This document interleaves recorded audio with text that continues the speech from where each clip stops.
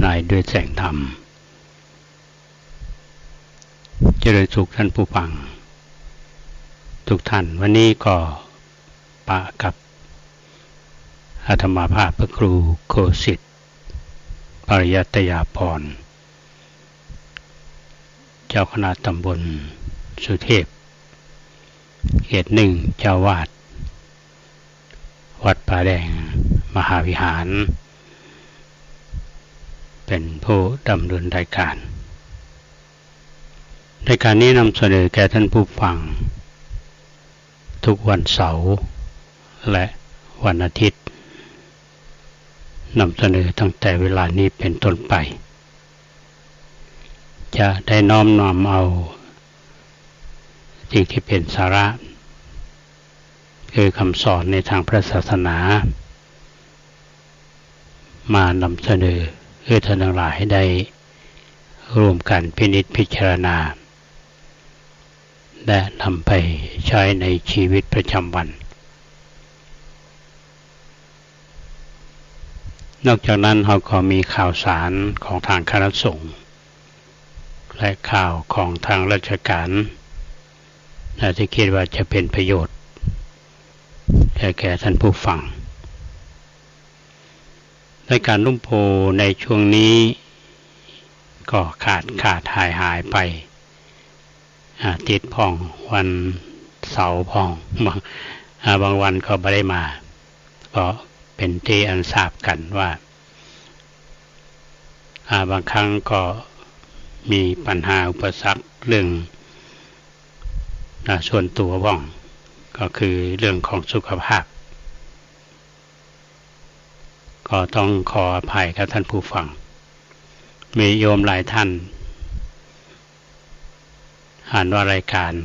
ขาดหายไปก็ได้โทรเข้ามาสอบถามประเด็นแรกก็คือว่าเป็นอย่างไรหลวงพ่อบ่สบายกาเดี๋ยวบางคนว่าตุลุงบ่สบายกาก็เล่าสู่กันฟังเพราะว่าเมื่อวันที่2นี่ก็ไปตามนัดที่โรงพยาบาลสงฆ์โรงพยาบาลมหาราชนครเชียงใหม่ผลการตรวจของหมอก็บางส่วนก็เป็นที่น่าดีใจว่าก็อย่างเบาหวานนี่ก็ลดลงน้ำตาลสะสมก็ลดลงเป็นที่น่าพอใจแต่ที่น่าเป็นห่วงก็คือไขมันสูงเพิ่นว่า200 กว่าอันนี้ก็ต้องมาปรับพฤติกรรมก็ได้ยามาฉันตามปกติก็เหมือนโยมหลายท่านก็โทรศัพท์มาเป็นห่วงเป็นใยก็ยังทนอยู่เนาะก็จะใช้สังขารร่างกายเท่าที่มีอยู่นี้จะคือเป็นประโยชน์แก่พระศาสนาคือนักที่สุดก็คงมาต้องเป็นห่วงกันญาติโยมหลายท่านก็เป็นห่วงช่วงนี้ก็อยู่ในช่วงของเดือนเมษาป๊อปแป๊บปาก็ไปวันที่6แล้วท่านผู้ฟังวันที่6แล้วทีนี้ในเดือนเมษายนนี้ก็มีกิจกรรมหลายกิจกรรมและก็เป็นที่น่าชื่นชมและอนุโมทนาอย่างยิ่งเพราะทุกภาคส่วนก็มีส่วนในการเข้าร่วมกิจกรรมโดยเฉพาะอย่างยิ่งการเทศนา4 ภาคซึ่งมีหลายหน่วยงานหลายองค์กรร่วมกันจัดขึ้นเมื่อคืนวันที่3เดือนเมษายน2567เวลาประมาณ1 ทุ่มกับ45 นาทีพระเดชพระคุณท่านเจ้าคุณพระพรหมบัณฑิต กรรมการมหาเถรสมาคมแล้วก็ท่านก็เป็นประธานศูนย์การเผยแผ่พระพุทธศาสนาแห่งประเทศไทยประธานศูนย์พระริยนิเทศแห่งประเทศไทยและเป็นอุปนายกของสภา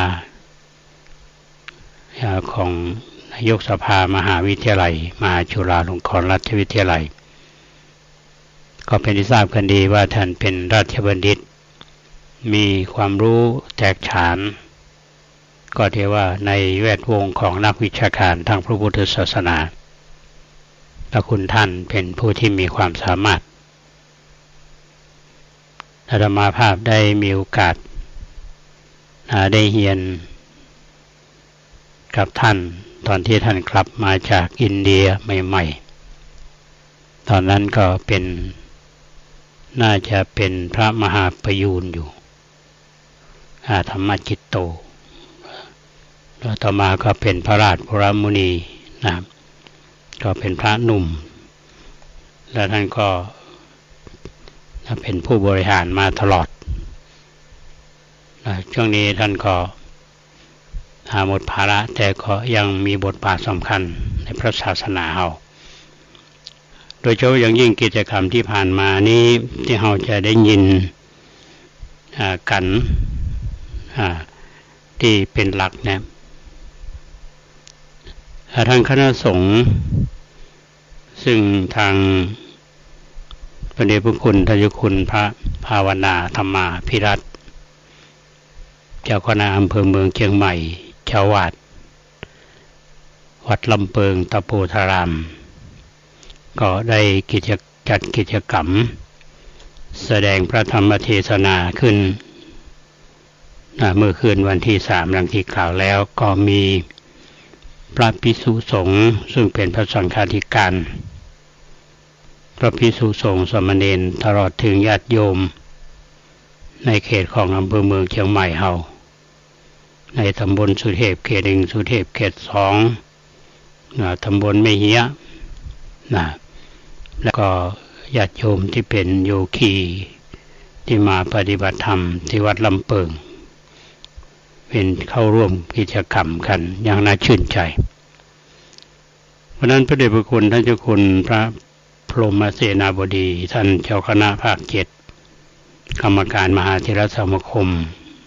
วัดปทุมมคงคาในฐานะที่ท่านเป็นเจ้าคณะภาคแล้วก็รับผิดชอบในโครงการเทศนาธรรม4 ภาคเพราะฉะนั้นเพิ่นก็มาลองไฟกันที่วัดลำเปิงก่อนอาตมาภาพเข้าไปฟัง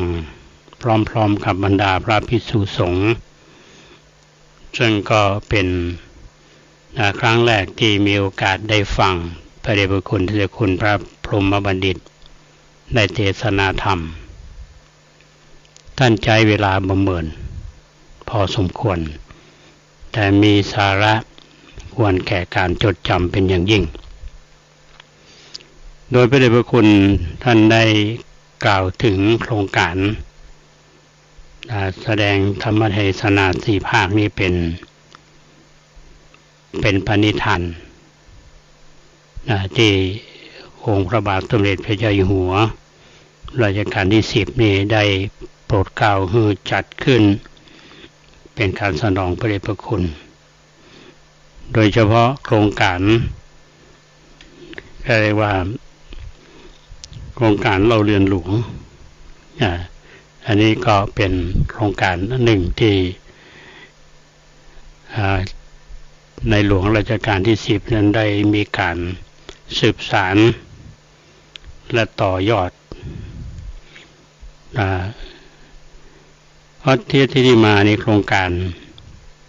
เราเรียนหลวงสำนักคณะสงฆ์ไทยเนี่ยเป็นโครงการที่พระบาทสมเด็จพระเจ้าอยู่หัวทรงสืบสานรักษาต่อยอดพระราชปณิธานของพระบาทสมเด็จพระบรมชนกชนกาธิเบศรมหาภูมิพลอดุลยเดชมหาราชบรมนาถบพิตรได้ทรงโปรดเกล้า โปรดกระหม่อมในการแต่งตั้งประธานองคมนตรีและองคมนตรีทุกท่านเป็นกรรมการโครงการทูลเล่าเรียนหลวงสำหรับสงฆ์ไทยเพื่อได้ติดตามการดำเนินให้มีความมั่นคงงานโครงการเล่าเรียนหลวงสำหรับคณะสงฆ์ไทยนี้ก็จะตั้งขึ้นมาตามพระราชดำริของพระบาทสมเด็จพระบรมชนกาธิเบศรมหาภูมิพลอดุลยเดชมหาราชบรมนาถบพิตรเมื่อวันที่4 กุมภาพันธ์ 2547 พร้อมพระราชทานทุนปฐมฤกษ์ส่วนพระองค์เป็นทุนเริ่มแรกเพื่อสนับสนุนพระภิกษุสามเณรได้มีโอกาสศึกษาพระธรรมวินัยพระปริยัติธรรมที่ลึกซึ้งมีโอกาสศึกษาพระพุทธศาสนาชั้นสูงจากสถาบันพุทธศาสนาในประเทศได้นำไปเผยแผ่เพื่อเป็นหลักยึดเหนี่ยวจิตใจและความคิดในการดำเนินชีวิตของพุทธศาสนิกชนโดยความร่มเย็นในสังคมด้วยการที่มีหลักพุทธธรรมที่ถูกต้องและเป็นแกนนำในการจันลงพระพุทธศาสนาคือเป็นหลักทางจิตใจและความคิดของประชาชนรวมถึงพัฒนาความรู้คุณภาพของพระสงฆ์คือเป็นหลักทางใจของประชาชนคือภิกษุสามเณรมีความสำนึกและเป็นประโยชน์ในสังคมไทยโดยผู้รับทุนนี้จะต้องเป็นภิกษุหรือสามเณรที่มีสัญชาติไทยมีศีลจารวัตที่งดงามตามพระธรรมวินัยมีความประพฤติเรียบร้อยมีวิริยะอุตสาหะในการศึกษาเล่าเรียนจนสำเร็จหลักสูตรและมีจิตอาสาโดยต้องผ่านการคัดเลือกตามโครงการของสถานศึกษาที่ศึกษาอยู่นั้นก็ได้แบ่งออกเป็น5ประเภท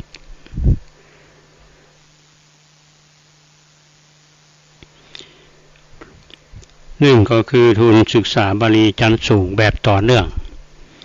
ตั้งแต่ปรริญญาธรรม6ถึงปรริญญาถึง9ประโยค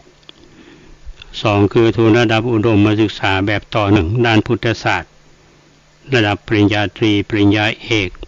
3ทุนนักเทศอบรมพระหลักสูตรอบรมพระนักเทศ4ทุนหลักสูตรอบรมพระวิปัสสนาจารย์5นี่ทุนหลักสูตรอบรมพระธรรมจาริกอันนี้คือเกณฑ์ที่ทางโครงการเนี่ยจะได้มอบทุนการศึกษาเป็นพระราชปณิธานของในหลวงรัชกาลที่9แล้วก็ในหลวงรัชกาลที่10ก็สืบทอดต่อยอดเพราะฉะนั้นกิจกรรมเหล่านี้จึงเกิดขึ้นเมื่อคืนวันดังกล่าวนี้พระเดชพระคุณท่านได้เทศนาธรรมโดยสาระสำคัญซึ่งอาตมาภาพพยายามนั่งฟังแล้วเก็บประเด็นสำคัญเท่าที่จะพยายามทำได้ก็อยากจะนำมาถ่ายทอดให้ท่านทั้งหลายได้ฟังกันพระธรรมเทศนาเรื่องกัลยาณมิตรพระเดชพระคุณท่านได้คือคำจำกัดความคำว่ากัลยาณมิตรเนี่ยก็คือเป็นมิตรที่ดีมิตรที่มีความหวังดีคนที่อยู่รอบข้างเรานี้โดยเฉพาะในวงการศึกษาในแวดวงของการศึกษาถ้าด้านพุทธศาสนาเนี่ยเพื่อนก็เน้นในเรื่องของการศึกษาพระพุทธศาสนาในประเด็นหนึ่งที่ท่านได้ยกขึ้นมาโดยเล่าเรื่องพระภิกษุองค์สำคัญในทางพระพุทธศาสนาซึ่งอาตมาภาพก็เคยเล่าให้ท่านทั้งหลายได้ฟังในรายการนี้มาพอสมควรก็คือท่านสารีบุตรและพระโมคคัลลานะท่านพระสารีบุตรนี่เป็นพระอัครสาวกเหมือนกับท่านพระมหาโมคคัลลานะ เดิมท่านชื่อว่าอุปติสสะปริภาชกตอนหลังจากที่บวชแล้วเนี่ยก็ได้ใจชื่อว่าสารีบุตรเพราะเป็นลูกของนางสารีพรหมณีส่วนโกริตะต่อบวชแล้วก็ได้ชื่อว่าโมคคัลลานะเพราะเป็นลูกของนางโมคคัลลีถ้าจะสะท้อนย้อนไปในชีวิตของสองคนนี้ซึ่งเป็นเพื่อนกันเป็นคนหนุ่มและก็มีความเฉลียวฉลาดเป็นศิษย์ของสนชัยปริภาชกมีบริวาร500ซึ่งก็ไปเรียนในสำนักของสนชัยจนเรียนจนจบถ้าจะบอกว่าจบหลักสูตรหมดละก็ยังมีคำถามว่ายังมีไผ่ไหมที่จะสามารถจะเข้าไปเหินหูได้มีอยู่ช่วงหนึ่งสองคนนี้ไปดูละครลงบนยอดเขาไปเตื้อนี้ไปดูแล้วมันมีชีวิตชีวาใดๆทั้งสิ้นก็ในที่สุดก็ทำกติการะหว่างกันว่าถ้าหากใครผู้ใดผู้หนึ่งเนี่ยได้พบช่องทางที่ดีหรือว่าช่องทางแห่งการศึกษาที่ดีกว่านี้ก็ได้มาบอกท่านโกริตะซึ่งเป็นศิษย์ของพราหมณ์ภาวรีของพราหมณ์สนชัยปริภาชกเนี่ยมีวันหนึ่งท่านหันตุเจ้าตัวหนึ่ง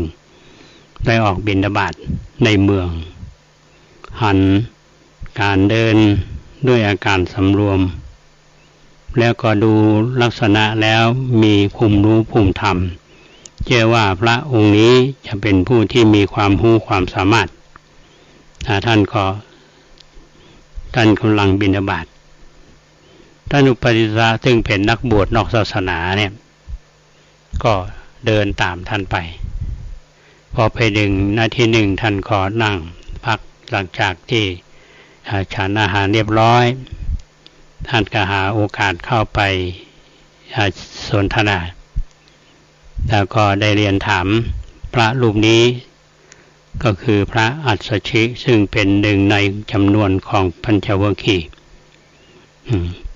แล้วก็ถามว่าท่านบวชในสำนักไหนท่านอัสสชิก็ตอบว่าในสำนักของพระตถาคตพระตถาคตนี่เป็นผู้ที่มีความรู้ความสามารถเป็นที่ยอมรับเฉลียวฉลาดอุปติสสะปริภาชกก็มีความหวังมีความศรัทธาก็จึงได้เรียนถามว่าท่านบวชมาเมื่อไรยังท่านก็บอกว่าธรรมาภาพนี่เพิ่งมาสู่พระธรรมวินัยแสดงถึงความอ่อนน้อมถ่อมตนทั้งที่เป็นพระอรหันต์แต่ก็ไม่ได้กลางไม่ได้เอ็นนี่บ้านฮาวาเนี่ยก็ถ่อมตัวในฐานะที่เป็นผู้ที่มีความรู้ก็บวชมาเมื่อเนี้ยเพิ่งสู่มาทำวินัยก็ถ้าจะเตะใจอย่างนี้ก็ต้องฟังผู้เป็นศาสดาอุปติสสะก็มานึกว่าผู้เป็นอาจารย์ของทุกเจ้าตัวนี้ก็น่าจะเป็นผู้ที่ฉลาดก็มีเกิดศรัทธามากยิ่งขึ้นก็ขอฟังธรรมจากพระท่านอัสสชิท่านอัสสชิก็จึงได้กล่าวคาถาบทหนึ่งว่าเยธัมมาเหตุปภวาเตสังเหตุงตถาคโตเตสัญชโยนิโรโทจะเอวังวาทีมหาสมโนแปลก็ว่าธรรมทั้งหลายมันเกิดแต่เหตุดังนั้นก็พระตถาคตนี้ก็ดับเหตุนั้นดับซึ่งความคือสาเหตุของความทุกข์ว่าเถอะเนาะคือพระมหาสมณะได้กล่าวอย่างนี้ได้กล่าวคาถาสั้นๆเนี่ยท่านผู้ฟังอุปติสสะฟังแล้วได้ดวงตาเห็นธรรม คำว่าดวงตาเห็นธรรมนั่นก็คือเป็นพระโสดาบันเป็นพระโสดาบันในทางพระพุทธศาสนาแค่ได้ปะเวลาอันน้อยนิดแต่ท่านเป็นคนที่มีปัญญาเฉลียวฉลาดฟังแล้วก็สามารถที่จะบรรลุธรรมได้ในระดับของโสดาบันก็ดีใจก็จึงได้ไปบอกเพื่อนก็คือท่านโคลิตะว่าเขาได้พบแสงแห่งธรรมแล้วก็จึงพากันไปลาท่านสนชัยปริภาชกก็เล่าเหตุการณ์ทั้งหมดทั้งมวลให้อาจารย์ฟังท่านสนชัยนี่เป็นเจ้าสำนักใหญ่ก็ถือว่ามีคนนับหน้าถือตาเป็นสำนักใหญ่สำนักหนึ่งท่านก็มาคิดแล้วว่าทั้งสองคนในทั้งอุปติสสะและโกริตะนี่เป็นผู้ฉลาดก็เลื่อมใสในองค์พระศาสดาเลื่อมใสในพระในทางพระพุทธศาสนาก็ได้กราบลาเพื่อจะไปเข้าเฝ้าสมเด็จพระสัมมาสัมพุทธเจ้าแล้วก็จวนอาจารย์ไปด้วยอาจารย์ในฐานะที่เป็นเจ้าสำนักใหญ่ก็ตั้งคำถามลูกศิษย์สองคนนี้ว่าในโลกเนี้ยคนโง่กับคนฉลาดอันไหนมีนักทั้งกุติสะและโกริตะนี่ก็ได้เรียนให้อาจารย์ทราบว่าในโลกนี้คนโง่มีนักกว่าคนฉลาดอาจารย์สนชัยก็บอกว่าเธอทั้งสองนี้จงไปสู่สำนักของพระศาสดาแล้วคนนั้นที่คนโง่ทั้งหลายนี่ก็จะได้มาสู่สำนักของเราลึกๆแล้วนี่เจ้าสำนักนี่มีความอึดอัดใจท่านผู้ฟังก็อยากจะไปเหมือนกันแต่ว่าในคัมภีร์ธรรมบทที่เขาแปลกันเรื่องของสนชัยเนี่ยเพิ่นบอกว่าสนชัยเนี่ยเปรียบเหมือนจระเข้ในตุ่มน้ำคือเกยใหญ่ทางนอกแต่ถ้าไปอยู่ในโอ่งในน้ำเนี่ยมันก็อึดอัดถ้าจะไปเป็นลูกศิษย์ของพระพุทธเจ้าเนี่ยมันอึดอัดเปรียบเทียบกันอย่างนั้นนะในที่สุดนี่ทั้งสองคนนี้ก็ไปมีโอกาสเข้ามาบวชในทางพระพุทธศาสนาแล้วก็เป็นอัครสาวกฝ่ายซ้ายฝ่ายขวาทั้งสองนี้เป็นกำลังหลักในการเผยแผ่พระพุทธศาสนาในเรื่องประเด็นนี้พระเดชพระคุณท่านเจ้าคุณพระพรหมบัณฑิตท่านบอกว่าเรามีหลักคำสอนที่ดีหลังจากที่พระพุทธเจ้าได้ประกาศพระศาสนาแล้วก็คือพระเดินทางไปเผยแผ่ไปในทิศทางเดียวกันเพียงรูปเดียวเท่านั้นก็เหมือนท่านอุปติสสะมาปะท่านพระอาจฉิก็เพียงรูปเดียวเพราะฉะนั้นทำงานเพื่อในการเชิงลึกไปด้วยความมุ่งมั่นอันนี้เป็นเรื่องสำคัญ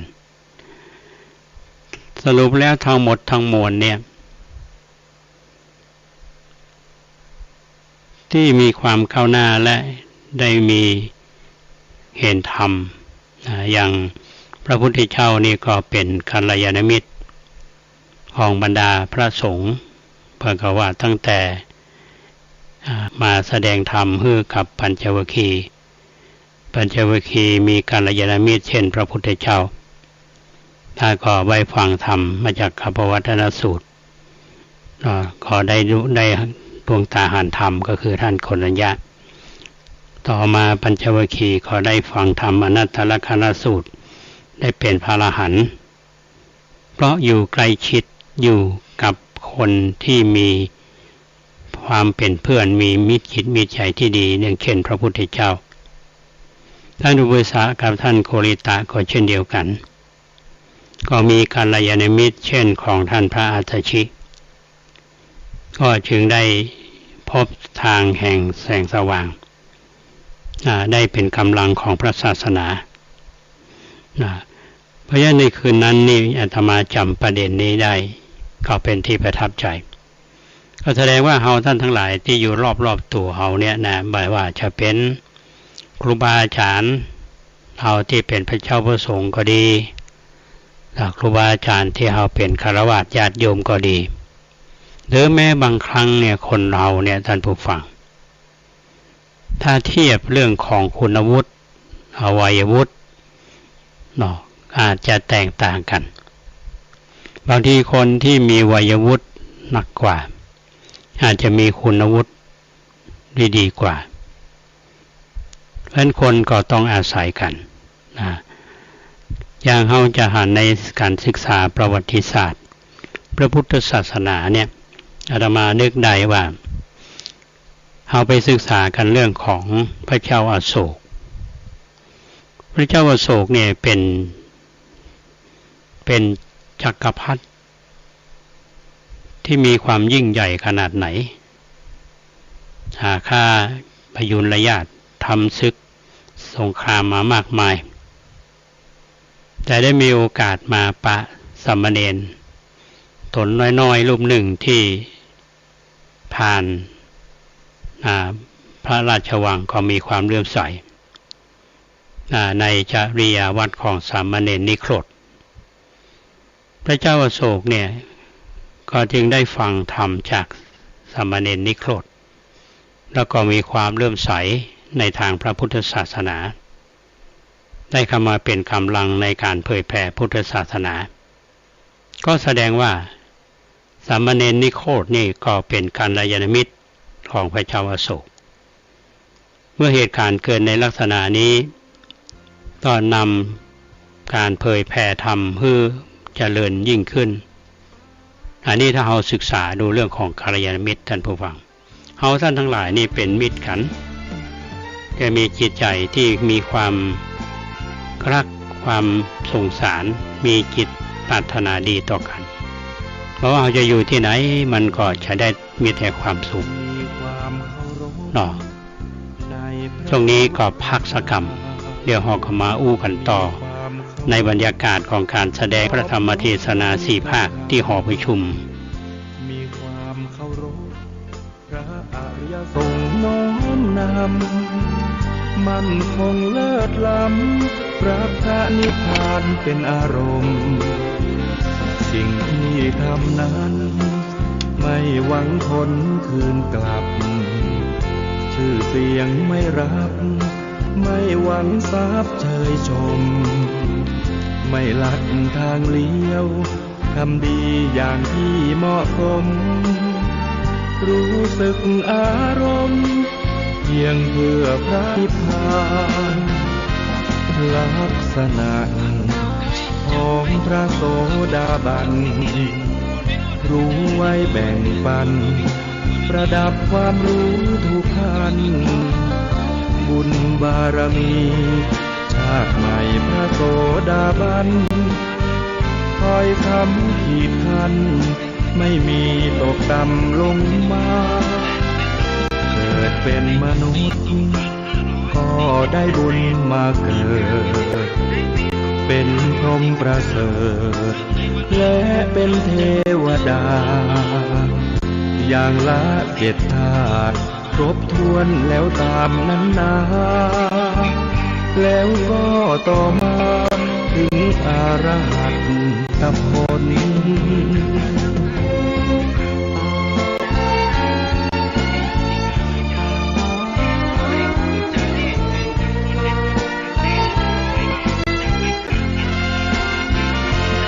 ลักษณะของพระโสดาบันรู้ไว้แบ่งปันประดับความรู้ทุกท่าน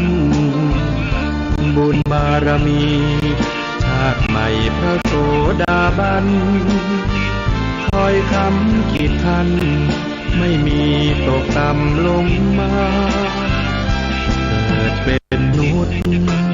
ก็ได้บุญมาเกิดเป็นพรหมประเสริฐ เป็นเทวดาอย่างละ7 ชาติครบถ้วนแล้วตามนั้นนาแล้วก็ต่อมาถึงอรหัตตผลเรียนตั้งแต่วันที่18พระพุทธมหาจุฬาลงกรณ์ชุตินทรบรมศาสดาซึ่งเป็นพระพุทธรูปที่สวยงามเจ้าพระคุณสมเด็จพระพุทธโฆษาจารย์ท่านกล่าวสัมมัตโมทนียกถาต่อหน้าองค์สภานายกต่อผู้บริหารต่อญาติโยมอาตมาฟังเนี่ยท่านใช้เวลาเหมือนแต่ว่าท่านมีความทรงจำที่ดีมากท่านสามารถลำลึกเรื่องราวที่ผ่านมาได้อย่างชัดเจนนะอาตมาก็ยังมานึกว่าเราได้ฟังปราชญ์เปิ้นเนาะแล้วก็ได้ความรู้โดยเฉพาะอย่างยิ่งมหาวิทยาลัยมหาจุฬาลงกรณราชวิทยาลัยเนี่ยพัฒนาการมาเรื่อยๆนะเจ้าพระคุณท่านก็ได้กล่าวถึงความสำคัญของการศึกษาด้านพระพุทธศาสนาท่านก็เริ่มมาตั้งแต่เป็นบอกว่ากรุงศรีอยุธยาเนี่ยล่มสลายบอกว่าวัดวาอารามบอกว่าตุเจ้าพระสงฆ์หรือว่าราชบัณฑิตทั้งหลายมีอยู่เนี่ยตายไปก็เยอะที่หนีไปก็เยอะก็หมายความว่ากรุงศรีอยุธยานี้มันเหลืออย่างเลยเหลือแต่ซากเมืองเก่าๆแต่ที่คนที่ มาเกิดในการที่จะกู้ชาติเนี่ยก็คือพระเจ้าตักสินเพราะว่าพระเจ้าตักสินเนี่ยก็คือความสำคัญเกี่ยวกับเรื่องราวของพระพุทธศาสนาเหมือนการฟื้นฟูพุทธศาสนามองไปเนี่ยสงครามท่ามกลางสงครามที่ก็ทำวัดวาอารามถูกทำลายพระเจ้าประสงค์บ่มีเมื่อมีพระเจ้าประสงค์เนี่ยก็มามีการศึกษาขาดพระสงฆ์ที่มีความรู้แม้แต่คัมภีร์สำคัญหรือพระไตรปิฎกนี่ก็ถูกเผาเป็นเท่าฐานสมเด็จพระเจ้าตักสินท่านก็ไปทำศึกที่ไปที่นครศรีธรรมราชแล้วนึกถึงตรงนี้ว่าคัมภีร์พระไตรปิฎกที่นครศรีธรรมราชนี้ยังมีอยู่บ่ถูกเผาท่านก็ได้อัญเชิญมาแล้วก็คัดลอกมาแล้วก็ส่งคืนนะแล้วก็หาราชบัณฑิตหาคนที่มีความรู้ทางพระศาสนาเนี่ยสอนพระเจ้าประสงค์คือมีความรู้ในทางพระศาสนาต่อมาครับว่าโยมสอนพระที่จะมีความรู้ทางพระศาสนาเลยท่านก็เรามาในราชการที่1เพิ่นก็เริ่มบอกธรรมที่ในพระบรมมหาราชวังในหลวงราชการที่1เพิ่นก็มีศาลาบอกธรรมก็โดยมีราชบัณฑิตเนี่ยเป็นผู้สอนธรรมแก่พระภิกษุสงฆ์ในเมื่อพระเจ้าแผ่นดินทำพวกเศรษฐีมหาเศรษฐีทั้งหลายเพื่อนก็ทำก็โดยเชิญราชกิจมาสอนพระเจ้าประสงค์ก็ทำให้พระเจ้าประสงค์นี้ได้มีความรู้การสอนจวบจนมาถึงรัชกาลที่3รัชกาลที่4คือมีการบอกธรรมในพระบรมมหาราชวังตัวเจ้าก็ต้องไปเรียนในวังเพราะฉะนั้นมันจึงมีคำที่ว่าสอบธรรมสนามหลวงเพื่อให้ความหมายว่าคำว่าสอบธรรมสนามหลวงคำว่าสนามหลวงในที่นี้ หลวงก็หมายถึงในหลวงหมายถึงพระเจ้าแผ่นดินคนรุ่นหลังเขาก็บอกว่าไปสอบธรรมที่สนามหลวง ก็หมายความว่าการที่พระสงฆ์องค์เจ้าเขาได้ศึกษาพระธรรมวินัยศึกษาพระไตรปิฎกโดยมีราชบัณฑิตได้เป็นผู้สอนพระมาราชการที่หนึ่งเนี่ยท่านก็หันความสำคัญก็เชิญราชบัณฑิตพระเจ้าประสงค์ที่มีความรู้มาพรำสังคายนาที่วัดมหาธาตุท่านก็บอกว่าวัดมหาธาตุสถานที่ทำสังคายนาท่านก็คือสำนักหอสมุด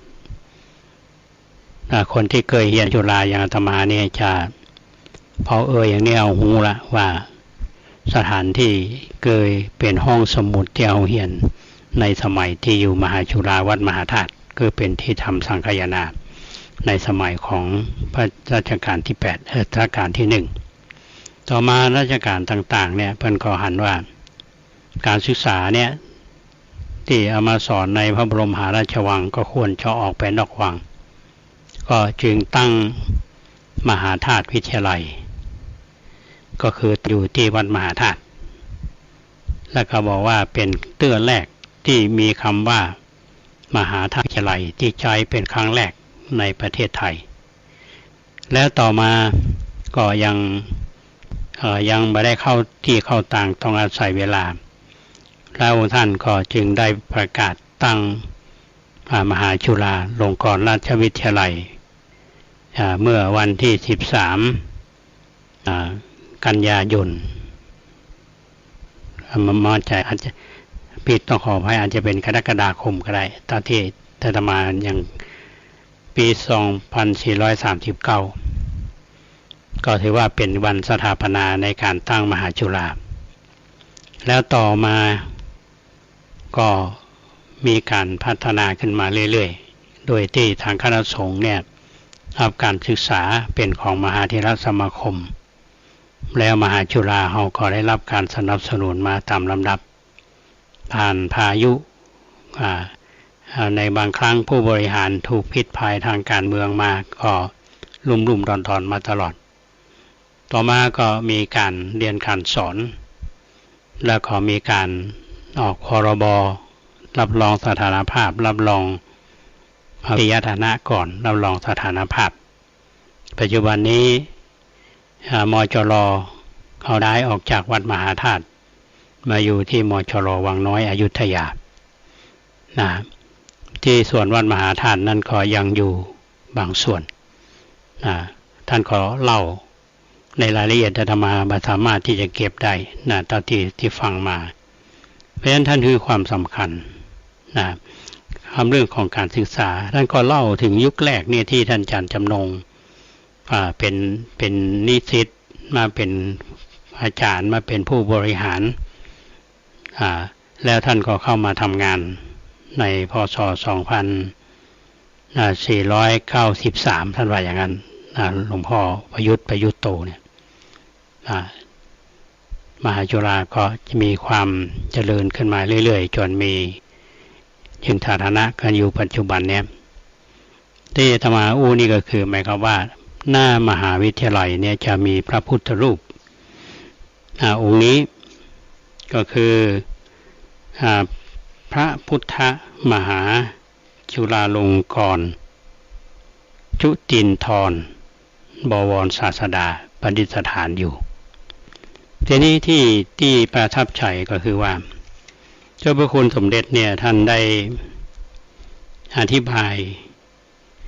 ความหมายของชื่อพระพุทธปฏิมานี้ว่าพระบรมศาสดาอันประเสริฐทรงไว้ทำลงไว้ซึ่งความรุ่งเรืองของมหาจุฬาลงกรณราชวิทยาลัยท่านอธิบายว่าคำว่าชุตินทระหรือชุตินทรเนี่ยหมายถึงเป็นพระนามที่ขยายพระพุทธเจ้าว่าเป็นผู้ทรงไว้ซึ่งความรุ่งเรืองความโชติช่วงชัชวาลในความหมายในที่นี้ท่านหมายถึงปัญญา ทรงไว้ซึ่งปัญญาท่านก็บอกว่าฮือสมกับที่มีพุทธภาษิตในโลโก้ของมหาวิทยาลัยว่าปัญญาโลกัสสมิปัจโชโตคือปัญญาเนี่ยเป็นแสงสว่างในโลกเพราะคำว่าชุตินทรนั่นก็คือหมายทรงไว้ซึ่งแสงสว่างคือทรงไว้ซึ่งปัญญาเพราะนั้นก็เชื่อมโยงว่าการศึกษาด้านพระพุทธศาสนาเนี่ยก็จะทำให้คนอยู่ใกล้ชิดพระศาสนาโดยเฉพาะสถาบันการศึกษาของคณะสงฆ์ที่สถาบันพระมหากษัตริย์นี่เพิ่นได้ส่งเสริมมาตั้งแต่อาตมาเพิ่งได้ยินนะและไม่ได้เคยอ่านหนังสือที่ไหนว่าสมเด็จพระเจ้าตากสินเนี่ยไปนำอัญเชิญพระไตรปิฎกเนี่ยมาจาก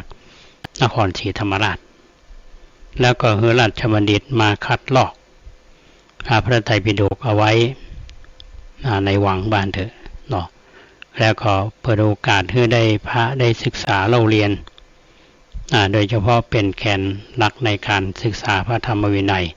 ที่จะทำให้พระพุทธศาสนาเนี่ยมีความมั่นคงเพราะฉะนั้นสถาบันพระมหากษัตริย์นี้เชื่อมโยงเกี่ยวกับเรื่องของพระพุทธศาสนามาตลอดท่านผู้ฟังลองนึกดูว่ากรุงศรีอยุธยาเนี่ยล่มสลายพระผู้ที่กู้ชาติก็คือพระเจ้าตากสินทำศึกโดยแล้วก็ไปนำพระไตรปิฎกมาจากนครศรีธรรมราช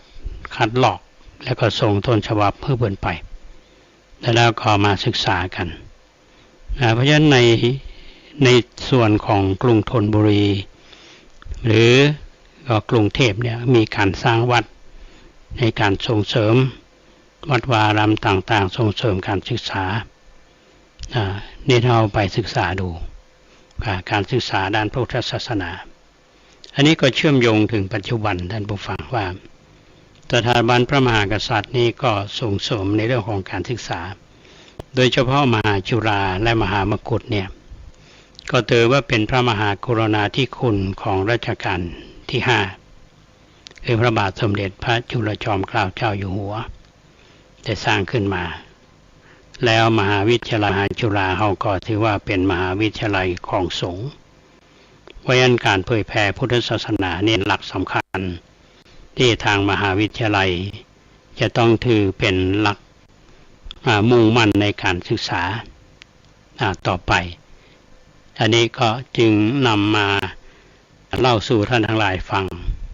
อาตมาฟังมาแล้วก็นำมาเล่าเท่าที่จำได้แล้วก็นำมาสู่ท่านทั้งหลายเพราะฉะนั้นวันนี้ก็เล่าสู่ฟังเนาะก็อาจจะหลายท่านก็อาจจะทราบมาพ้องแต่ว่าอาตมาไม่ได้ไปที่หอประชุมก็อยู่วัดก็ได้ความรู้เหมือนกันและก็ชื่นชมในการทำงานของทางคณะสงฆ์โดยเฉพาะพระหนุ่มที่ทำงานด้านเผยแผ่ปัจจุบันนี้มีสื่อที่เอาถ่ายทอดให้พี่น้องท่านผู้ฟังได้ก็คือสถานีวิทยุแต่ละสถานีเนี่ยเป็นสถานีของวัด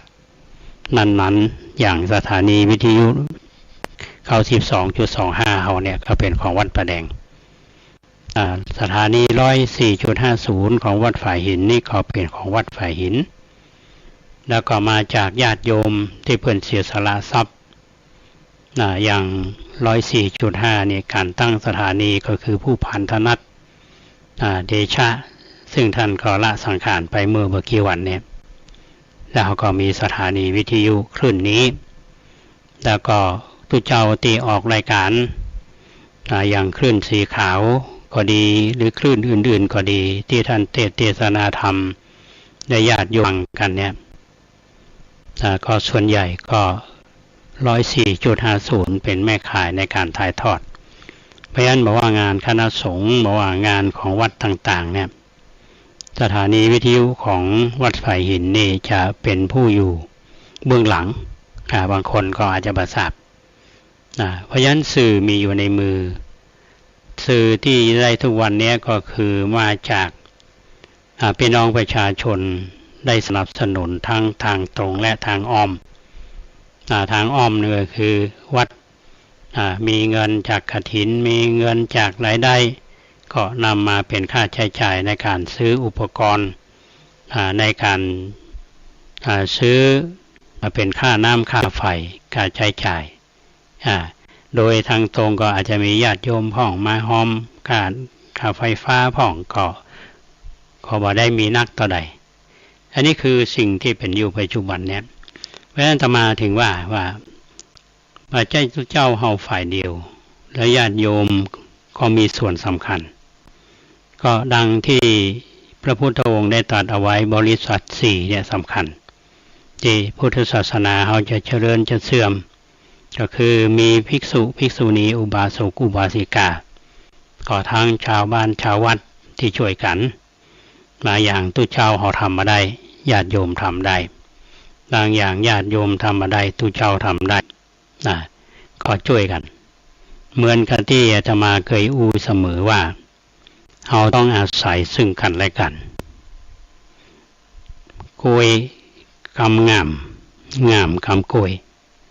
ในที่นี้หมายถึงว่ากล้วยที่เอาหันเนี่ย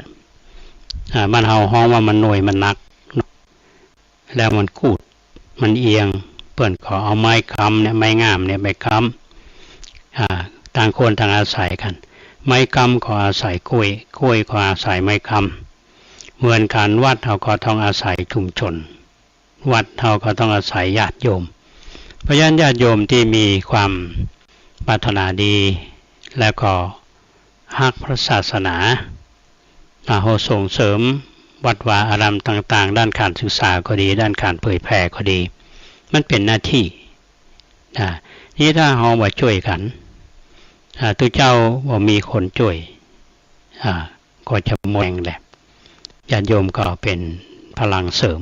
เนาะเพราะฉะนั้นท่านผู้ฟังที่อยู่ทางบ้านทุกท่านก็ทำหน้าที่ในฐานะที่เป็นพุทธศาสนิกชนตัวเจ้าก็ทำหน้าที่ในการเผยแผ่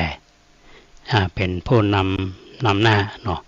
เพราะสถานีวิทยุของเราหลายๆสถานีเนี่ยที่อยู่ได้ก็เพราะว่าเจ้าอาวาสวัดต่าง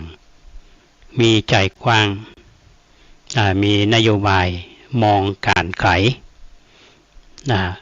เพราะฉะนั้นพระสงฆ์เฮาที่เผยแผ่เนี่ยบางรูปท่านมี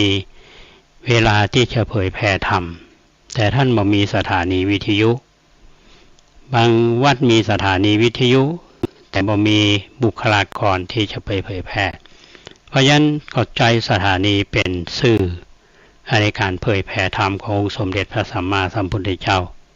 ญาติโยมที่อยู่ทางบ้านก็สามารถรับฟังได้ข่าวสารวัดต่างๆก็ออกได้แล้วก็ญาติโยมฮู้และก็ไปทำบุญหรือแม้แต่บางแห่งเนี่ยอย่างโรงพยาบาลบางวัดเนี่ยเพิ่นขอสร้างที่เป็นประโยชน์แก่โรงพยาบาลญาติโยมทราบข่าวขอญาติโยมขอไปทำบุญนี้ถ้าว่าบ่มีช่องทางในการสื่อสารกับพี่น้องท่านผู้ฟังเขาก็หมดโอกาสที่จะทำบุญหมดโอกาสที่จะได้สนับสนุนอันนี้ประโยชน์เขามองไกลถ้าผู้บริหารแต่ละสถานีนี่บ่มีวิสัยทัศน์มองไกลเนี่ยประโยชน์ก็จะเกิดอย่างธรรมาภาพนี่จะอู้กับทีมงานเสมอว่าเราต้องมองไกลประโยชน์ที่ได้ก็เกิดแค่ประโยชน์ส่วนรวมอันนี้เป็นประโยชน์สำคัญเพราะฉะนั้นพี่น้องท่านผู้ฟังที่ติดตามรายการเราวันนี้เนาะก็เป็นเรื่องที่เล่าสู่กันฟังและความคิดเห็นอันจะเป็นประโยชน์แก่ท่านทั้งหลายก็อนุโมทนาวันนี้ตั้งแต่เจ้ามาวันนี้เป็นวันเสาร์เนาะก็ต้องขออนุโมทนากับอาจารย์ประชันอาจารย์รัตนาพรขันธนัทพร้อมลูกสาวมาทำบุญครอบครัวนี้คือการสนับสนุนวัดประแดงเฮามาตลอดโดยเฉพาะอาจารย์ประชันในห้องอาตมาวัดตุลุงที่จริงเป็นแก่เขามีความฮักเคารพกันซึ่งกันและกัน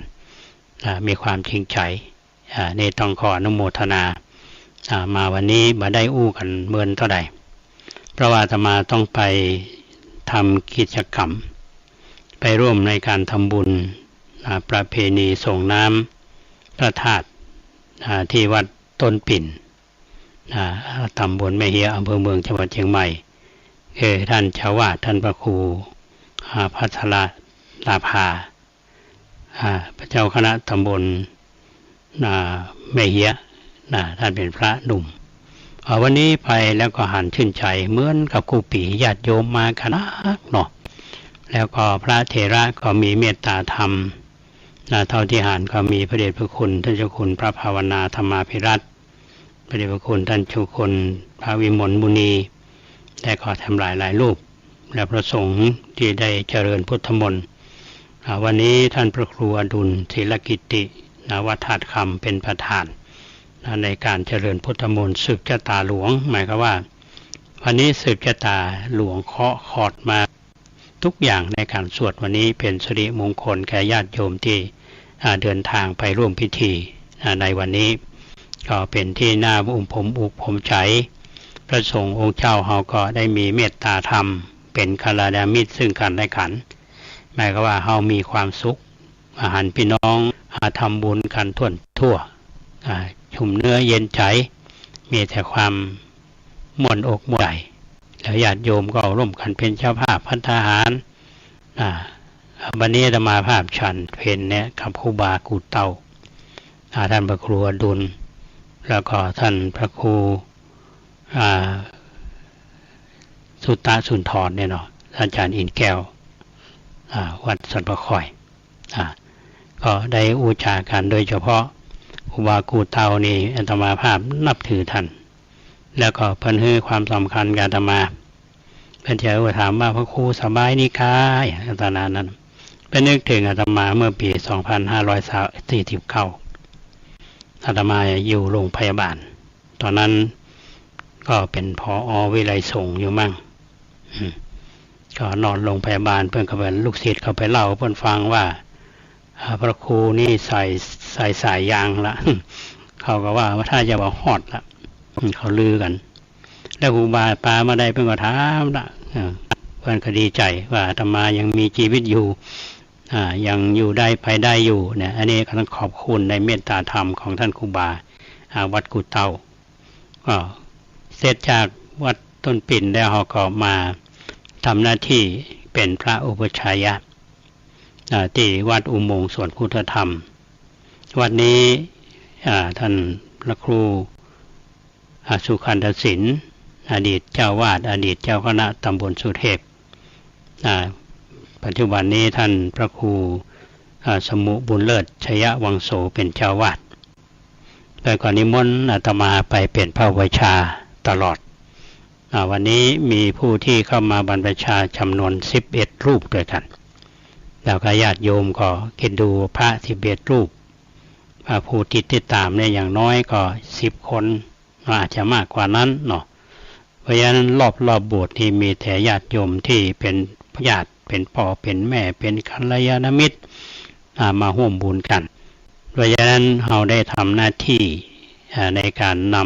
ำผู้ที่มีความเลื่อมใสมาบวชในทางพุทธศาสนาได้ศึกษาได้ปฏิบัติก็เป็นบุญเป็นกุศลแก่หมู่เฮาได้ทำหน้าที่ในฐานะที่เป็นพระในการเผยแผ่พระพุทธศาสนาต่อไปเมื่อเสร็จแล้วก็ไปเป็นกำลังใจให้พ่อกำนันสุรเชษฐ์ตาคำมาหรือว่ากำนันที่ป่าช้าเรียกว่าสุขตะเป็นป่าช้าวันพรุ่งนี้เพิ่นก็จะทอดผ้าป่าซ่อมบูรณะก็เรียกว่าปองเปี่ยวอันเมนเนาะก็นิมนต์พระในตำบลสุเทพเขาเนี่ยก็มีอาตมาภาพพระครูโคสิทธิ์ปริยัตยาภรณ์ท่านพระครูธีระสุตพจน์เจ้าคณะตำบลสุเทพเขต2ท่านอาจารย์ข่าวกันตาศิโลท่านพระครูบุญเลิศชยวังโถไปเข้าร่วมกิจกรรม ก็เป็นกำลังใจถึงกันและกันในการทำงานเอามองเรื่องของการมีทำงานให้เป็นประโยชน์แก่ชุมชนเนาะประโยชน์แก่พี่น้องชาวบ้านพระสงฆ์เฮาพระเฮาก็ต้องไปทุกฝ่ายละให้มานิมนต์เฮาก็ไปเนาะเป็นกำลังใจแล้วก็มีส่วนสนับสนุนสิ่งที่จะเกิดขึ้นในวันพรุ่งนี้ก็เวลา9 โมงเกิงก็พี่น้องตำบลสุเทพเฮาก็แวะเวียนกันไปร่วมพิธีทอดผ้าป่าเพื่อนำเงินมาบูรณะชาปนสถานมันลาวล่ะเนาะก็จะได้ซ่อมแซมให้มันดีอันนี้ก็ปิดท้ายวันนี้ก็คิดว่าพอสมควรละก็เลยเวลามานิดหน่อยก็คงถ้าเป็นข่าวก็ข่าวจากสถานีวิทยุกระจายเสียงแห่งประเทศไทยเลยเวลามาหน่อยเพราะว่าหลายเสาร์หลายอาทิตย์ถ้าไม่ได้มามันอันมาหน่อย